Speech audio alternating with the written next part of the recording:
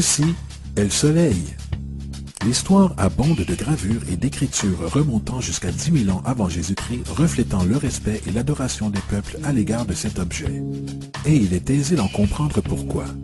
Car chaque matin, le soleil se lève apportant visibilité, chaleur et sécurité, sauvant les hommes des ténèbres de la nuit froide, sombre et remplie de prédateurs. Sans lui, les civilisations comprirent que les cultures ne pousseraient pas et que la vie sur la planète ne durerait pas. Ces réalités firent du soleil l'objet le plus admiré de tous les temps. De la même manière, elles étaient également très conscientes des étoiles. Le suivi du mouvement des étoiles leur permettait de reconnaître et d'anticiper des événements qui ne se reproduisaient que sur de longues périodes, comme les éclipses et les pleines lunes. Ils cataloguèrent alors les groupes célestes en ce que nous appelons aujourd'hui des constellations. Ceci est la croix du zodiaque, une des images conceptuelles les plus anciennes de l'histoire de l'homme. Elle représente le soleil passant figurativement à travers les 12 constellations principales au cours d'une année. Elle représente aussi les 12 mois de l'année, les 4 saisons et les solstices et équinoxes. Le terme zodiaque fait référence au fait que les constellations étaient anthropomorphes ou personnifiées comme individus ou animaux. En d'autres termes, les premières civilisations ne suivaient pas seulement le soleil et les étoiles, elles les personnifiaient aussi avec des mythes élaborés impliquant leurs mouvements et leurs relations. Le soleil, avec ses qualités de donneur et sauveur de vie, fut personnifié comme représentant de créateur invisible, ou Dieu. Il était appelé le soleil de Dieu, la lumière du monde, le sauveur de l'espèce humaine. Ainsi, les constellations représentèrent des sites de voyage pour le soleil de Dieu et furent identifiées par des noms, représentant en général des événements naturels observés durant cette période. Par exemple, le Verseau, le porteur d'eau qui apporte les pluies du printemps. Lui, c'est Horus. Il est le dieu du soleil. En Égypte, aux alentours de 3000 ans avant Jésus-Christ, il est la représentation anthropomorphe du soleil et sa vie est une série de mythes allégoriques impliquant le mouvement du soleil dans le ciel. De par les anciens hiéroglyphes en Égypte, nous avons une bonne connaissance de ce messie solaire. Par exemple, Horus, étant le soleil ou la lumière, avait un ennemi connu sous le nom de Seth. Et Seth était la personnification des ténèbres de la nuit. Métaphoriquement parlant, chaque matin Horus gagnait la bataille contre Seth, alors que la nuit tombant, Seth vainquait Horus et l'envoyait en enfer. Il est important de noter que le concept de ténèbres contre la nuit ou de bien contre mal est l'une des dualités mythologiques les plus omniprésentes jamais connues et est toujours d'actualité à de nombreux niveaux. En gros, l'histoire d'Horus est la suivante. Horus est né le 25 décembre, fils de la Vierge Isis-Mérie. Sa naissance fut accompagnée par une étoile à l'est, et à sa naissance, il fut adoré par 3 rois. À l'âge de 12 ans, il était un enfant prodige enseignant, et à l'âge de 30 ans, il fut baptisé par un personnage connu sous le nom d'Anup, et commença alors son ministère. Horus avait 12 disciples avec lesquels il voyageait, accomplissait des miracles tels que guérir les malades et marcher sur l'eau. Horus était connu sous de nombreux noms symboliques, comme la vérité, la lumière, le fils oint de Dieu, le bon berger, l'agneau de Dieu et beaucoup d'autres encore. Après avoir été trahi par Typhon, Horus fut crucifié, enterré durant 3 jours, puis ressuscita. Ces attributs d'Horus, qu'ils soient originels ou non, semblent s'être diffusés dans de nombreuses cultures, car beaucoup d'autres dieux se trouvent avoir la même structure mythologique. Attis de Phrygie, né de la Vierge Nana un 25 décembre, fut crucifié, placé dans une tombe, et après 3 jours, il ressuscita. Krishna d'Inde, né de la Vierge de Vaki, avec une étoile à l'est annonçant son arrivée, accomplit des miracles avec ses disciples et après sa mort, ressuscita. Dionysos de Grèce, né d'une vierge un 25 décembre, il était un enseignant ambulant qui accomplissait des miracles tels que changer l'eau en vin. On l'appelait le roi des rois, l'unique fils de Dieu, l'alpha et l'oméga, et par de nombreux autres noms. Et après sa mort, il ressuscita.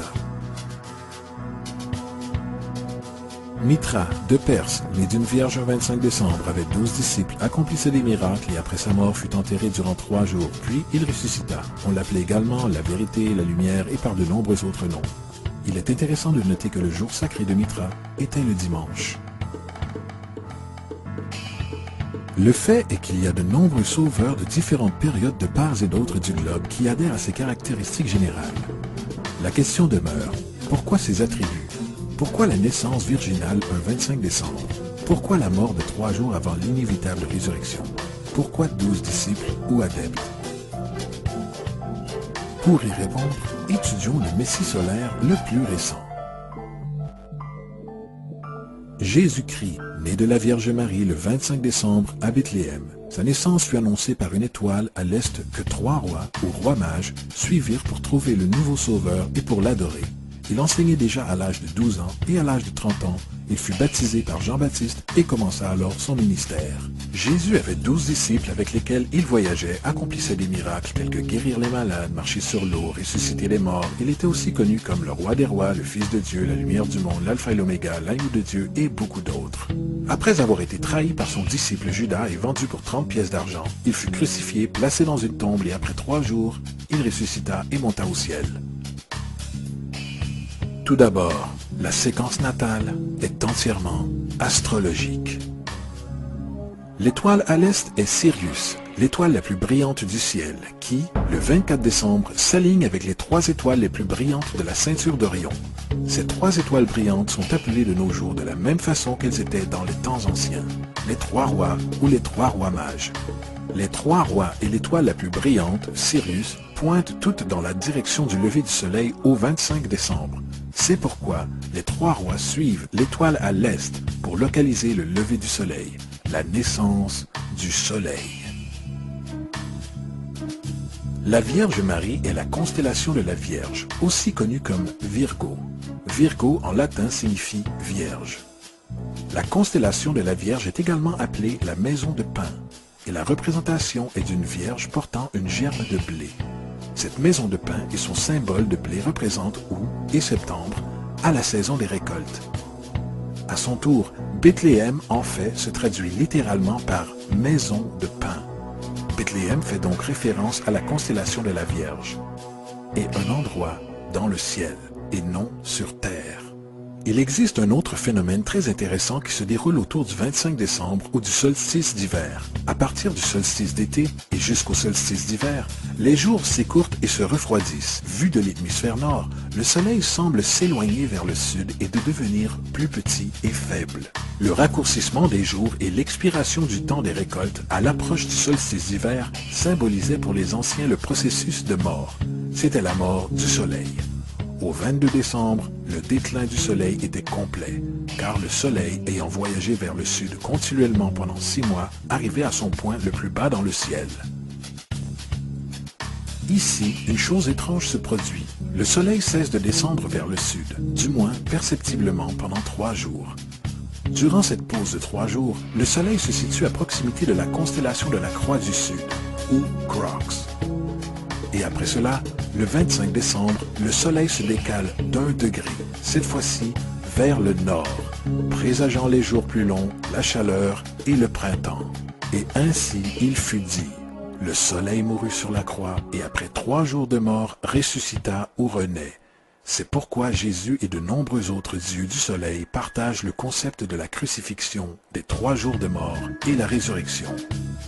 C'est la transition du soleil juste avant son changement de direction pour retourner dans l'hémisphère nord et apporter le printemps, donc le salut. Cependant, ils ne célébrèrent pas la résurrection du soleil avant l'équinoxe du printemps, soit Pâques. Parce qu'au moment de l'équinoxe de printemps, le soleil vainque officiellement les ténèbres maléfiques, puisque les journées à partir de ce moment deviennent plus longues que les nuits, et les conditions revitalisantes du printemps émergent alors. Maintenant, le symbole astrologique probablement le plus évident de tous concernant Jésus fait référence aux 12 disciples. Il représente tout simplement les 12 constellations du zodiaque, avec qui Jésus, étant le soleil, voyage. En fait, le nombre 12 est omniprésent dans la Bible.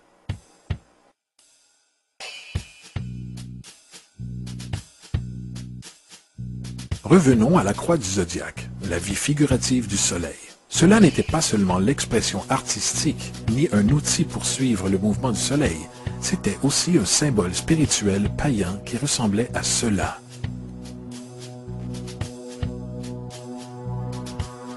Ceci n'est pas un symbole du christianisme, c'est une adaptation païenne de la croix du zodiaque.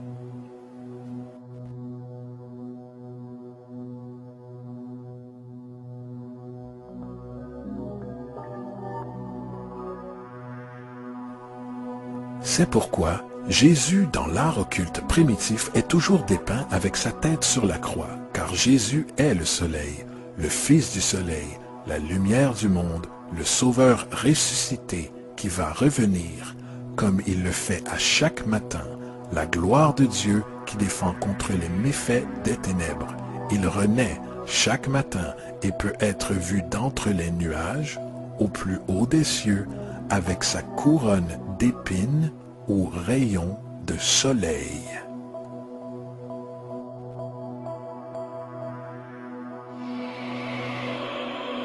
Maintenant, une des plus importantes des nombreuses métaphores astrologico-astronomiques de la Bible concerne les airs. À travers les Écritures, il y a une multitude de références à l'air. Afin de comprendre, il est nécessaire de se familiariser avec le phénomène appelé précession des équinoxes. Les Égyptiens, ainsi que les civilisations plus anciennes, reconnaissèrent qu'environ tous les 2150 ans, le lever du soleil au matin de l'équinoxe de printemps se produit sous un signe différent du zodiaque selon l'époque. Ceci s'explique par un léger déplacement angulaire que la Terre maintient lors de la rotation sur son axe. On le qualifie de précession car les constellations reculent au lieu d'avancer dans leur cycle annuel normal. Le temps nécessaire à la précession pour traverser tous les 12 signes est approximativement 25 765 années. Cette durée s'appelle aussi la Grande Année, et les civilisations anciennes en étaient très conscientes. Elles faisaient référence à chaque période de 2150 ans comme une ère. De 4300 avant Jésus-Christ à 2150 avant Jésus-Christ, c'était l'ère du taureau. De 2150 avant Jésus-Christ à l'an 1 après Jésus-Christ, c'était l'ère du bélier. Et l'an 1 après Jésus-Christ à 2150 après Jésus-Christ, c'est l'ère du poisson, ère dans laquelle nous nous trouvons encore à ce jour. Et vers l'an 2150, nous entrerons dans la nouvelle ère, l'ère du Verseau. Généralement parlant, la Bible révèle un mouvement symbolique au travers de 3 ères tout en laissant entrevoir une 4e. Dans l'Ancien Testament, quand Moïse descend du mont Sinaï avec les 10 commandements, il est très contrarié de voir son peuple vénérer un veau d'or. En fait, il brisa les tablettes de pierre et ordonne à son peuple de s'entretuer pour se purifier. La plupart des spécialistes bibliques attribuent cette colère du fait que les Israélites étaient en adoration devant ce qui devait être une fausse idole. En réalité, le veau d'or représente l'ère du taureau et Moïse représente la nouvelle ère, l'ère du bélier. C'est pourquoi, de nos jours encore, les Juifs soufflent les cornes du bélier, les cornes du jubilé. Moïse représente la nouvelle ère, celle du bélier, et à l'arrivée d'une nouvelle ère, chacun doit abandonner l'ancienne. D'autres divinités marquent également cette transition, comme Mithra, un dieu pré-christianisme qui tue un taureau dans le même symbolisme. Jésus est le personnage qui inaugure l'ère suivant celle du bélier, l'ère du poisson, représentée par 2 poissons. Le symbolisme du poisson est très abondant dans le Nouveau Testament, puisque Jésus nourrit 5000 personnes avec du pain et 2 poissons. Quand il commence son ministère à Galilée, il se lie d'amitié avec 2 pêcheurs qui le suivent. Nous avons tous vu l'autocollant de Jésus Poisson à l'arrière des voitures de certaines personnes. Ils n'ont pas la moindre idée de sa véritable signification. C'est un symbole astrologique païen pour le royaume du soleil durant l'ère du poisson. De plus, la date de naissance supposée de Jésus marque essentiellement le commencement de cette ère.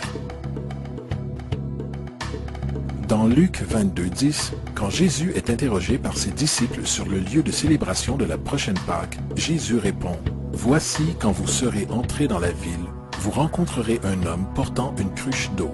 Suivez-le dans la maison où il entrera. » Ce passage est de loin le plus révélateur de toutes les références astrologiques. L'homme portant une cruche d'eau est le Verseau, le porteur d'eau, qui est toujours représenté comme un homme versant de l'eau de sa cruche. Il personnifie l'ère suivant celle du poisson, et quand le soleil, le Fils de Dieu, quittera l'ère du poisson, il ira dans la maison du Verseau, puisque le Verseau suit le poisson dans la précession des équinoxes. Tout ce que Jésus dit, c'est qu'après l'ère du poisson viendra l'ère du Verseau.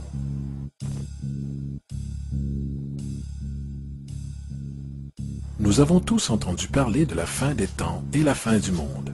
Mis à part les caricatures du livre des Révélations, la source principale de cette idée vient de Matthieu 28:20, où Jésus dit « Je serai avec vous jusqu'à la fin du monde ». Cependant, dans la version du roi Jacques, « monde » est une erreur de traduction parmi tant d'autres. En fait, le mot employé est « ion », qui veut dire « âge » ou « ère ». Je serai avec vous jusqu'à la fin de l'ère, ce qui est vrai, puisque la personnification solaire de Jésus relative aux poissons cessera lorsque le soleil entrera dans l'ère du Verseau. Le concept entier de la fin des temps ou de la fin du monde est une allégorie astrologique mal interprétée. Allez dire cela aux 100 millions de Nord-Américains qui croient que la fin du monde est proche.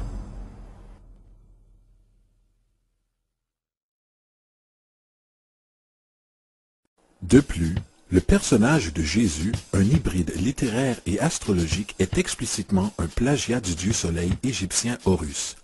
Par exemple, gravé depuis environ 3500 ans sur les murs du temple de Luxor en Égypte, on peut voir des images de l'annonciation de la conception immaculée, de la naissance et de l'adoration d'Horus.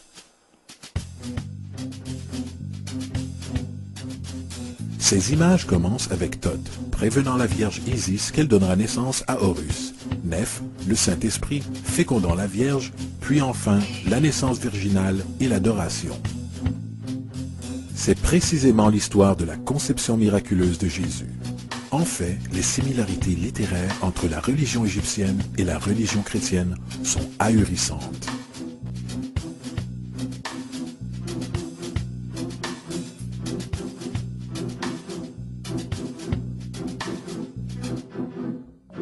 Et le plagiat continue. L'histoire de Noé et de l'arche de Noé est prise directement de la tradition. Le concept de déluge est très répandu dans le monde antique avec plus de 200 citations à travers différentes époques. Cependant, pour trouver une source pré-christianisme, il suffit de lire l'épopée de Gilgamesh, écrite en 2600 avant Jésus-Christ. Ce récit traite d'un déluge commandé par Dieu, d'une arche accueillant des animaux sauvés et même du lâcher et du retour d'une colombe. Tous ces faits et beaucoup d'autres est en commun avec le récit biblique. Il y a le plagiat de l'histoire de Moïse. À la naissance de Moïse, il est dit qu'il fut placé dans un panier de roseaux et laissé à la dérive dans une rivière afin d'échapper à un infanticide. Plus tard, il fut sauvé par une princesse qui l'éleva en tant que prince. Cette histoire de bébé dans un panier a été directement reprise du mythe de Sargon d'Akkad qui date d'environ 2250 avant Jésus-Christ. Sargon, bébé naissant, fut placé dans une corbeille de roseaux afin d'échapper à un infanticide et fut laissé à la dérive dans une rivière. Il fut ensuite sauvé et élevé par Aki, une sage-femme royale. De plus, Moïse est connu comme le porteur des lois, le porteur des 10 commandements, la loi de Moïse. Toutefois, l'idée de loi transmise par un dieu à un prophète sur une montagne est aussi un thème très ancien. Moïse n'est qu'un porteur de loi parmi une longue lignée de porteurs de loi dans l'histoire mythologique. En Inde, Manu était le grand porteur de loi. En Crète, Minos descendit du mont Dictée où Zeus lui donna les lois sacrées. Alors qu'en Égypte, il y avait Mysès qui portait les tablettes de pierre sur lesquelles les lois de Dieu étaient inscrites. Manu, Minos, Mysès, Moïse. Et tant qu'aux 10 commandements, ils ont été directement sortis du chapitre 125 du livre des morts égyptien. Ce qui était formulé dans le livre des morts par la phrase « Je n'ai pas volé » est devenu « Tu ne voleras point ». « Je n'ai pas tué » est devenu « Tu ne tueras point ». « Je n'ai pas menti » est devenu « Tu ne porteras point de faux témoignages contre ton prochain ». Ainsi de suite. Il est probable que la religion égyptienne soit la base fondatrice de la théologie judéo-chrétienne. Le baptême, la vie après la mort, le jugement dernier, la naissance virginale, la mort et la résurrection, la crucifixion, l'arche d'alliance, la circoncision, les sauveurs, la sainte communion, le déluge, Pâques, Noël, la Pâque et beaucoup d'autres sont tous des éléments de concepts égyptiens prédatant de loin le christianisme et le judaïsme. Justin Martyr, un des premiers historiens et défendeurs du christianisme, a écrit « Lorsque nous disons que lui, Jésus-Christ, notre Maître, fut engendré sans union sexuelle, fut crucifié et mourut et ressuscita et monté aux cieux, nous n'avançons rien de différent de vos croyances concernant le fils de Jupiter. » Dans un autre texte, Justin Martyr dit « Il est né d'une vierge, acceptez cela en commun avec vos croyances sur Persée ». Il est évident que Justin, ainsi que d'autres chrétiens antiques, savaient à quel point le christianisme était similaire aux religions païennes. Toutefois, Justin avait une solution. En ce qui lui concernait, c'était l'œuvre du diable. Le diable avait eu la clairvoyance d'arriver avant le Christ et de créer ses caractéristiques dans le monde païen.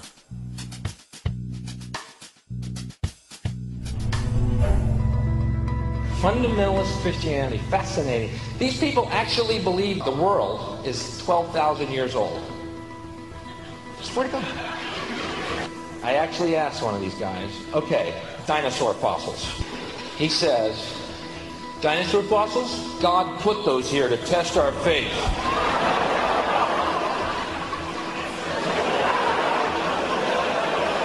I think God put you here to test my faith, dude. La Bible n'est rien d'autre qu'un hybride littéraire astro-théologique, comme pratiquement tous les mythes religieux la précédant. En fait, le transfert d'attributs d'un personnage à un autre peut être retrouvé dans la Bible elle-même. Dans l'Ancien Testament, il y a l'histoire de Joseph. Joseph était un prototype de Jésus. Joseph est né d'une naissance miraculeuse. Jésus est né d'une naissance miraculeuse. Joseph avait 12 frères. Jésus avait 12 disciples. Joseph fut vendu pour 20 pièces d'argent. Jésus fut vendu pour 30 pièces d'argent. Son frère, Judas, suggéra de vendre Joseph. Son disciple, Judas, suggéra de vendre Jésus. Joseph entreprit son œuvre à l'âge de 30 ans. Jésus entreprit son œuvre à l'âge de 30 ans. Les analogies n'en finissent pas.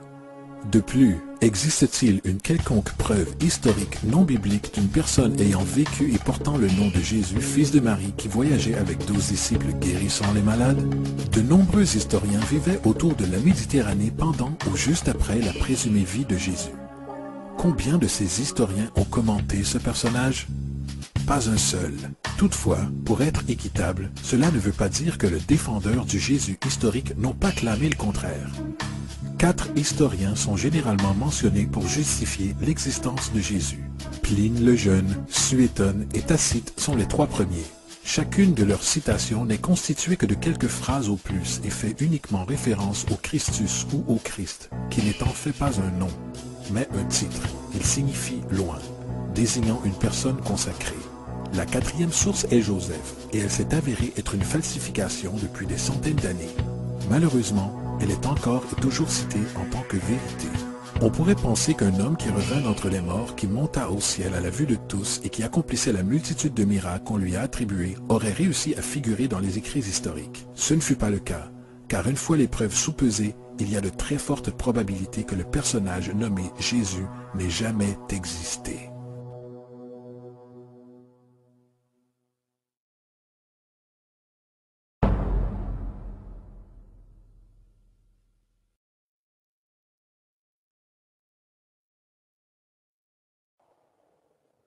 We don't want to be unkind, but we want to be factual. We don't want to cause hurt feelings, but we want to be academically correct in what we understand and know to be true. Christianity just is not based on truth. We find that Christianity was in fact nothing more than a Roman story, developed politically. En 325 avant Jésus-Christ, à Rome, l'empereur Constantine convoqua le Conseil de Nicée. C'est durant cette période que les doctrines chrétiennes inspirées politiquement furent établies et qu'ainsi commença une longue histoire chrétienne de massacres et de fraudes spirituelles. Et pendant les 1600 années suivantes, le Vatican conserva un étau politique serré sur toute l'Europe menant à de joyeux temps comme le Moyen-Âge en passant par de brillants événements tels que les croisades et l'Inquisition. La religion chrétienne, comme tous les autres systèmes de croyances théistes, est la plus grande fraude de tous les temps. Elle sert à dissocier les êtres vivants du monde naturel et à les désunir. Elle supporte et facilite une soumission aveugle à l'autorité. Elle réduit la responsabilité humaine du fait que Dieu est en contrôle de tout, et ainsi d'horribles crimes peuvent être justifiés au nom de la quête divine. Et plus encore, elle donne un pouvoir à ceux qui connaissent la vérité, mais qui utilisent le mythe pour manipuler et pour contrôler la société. Le mythe religieux est l'instrument le plus puissant jamais créé. et sert de fondement psychologique sur lequel d'autres mythes peuvent fleurir.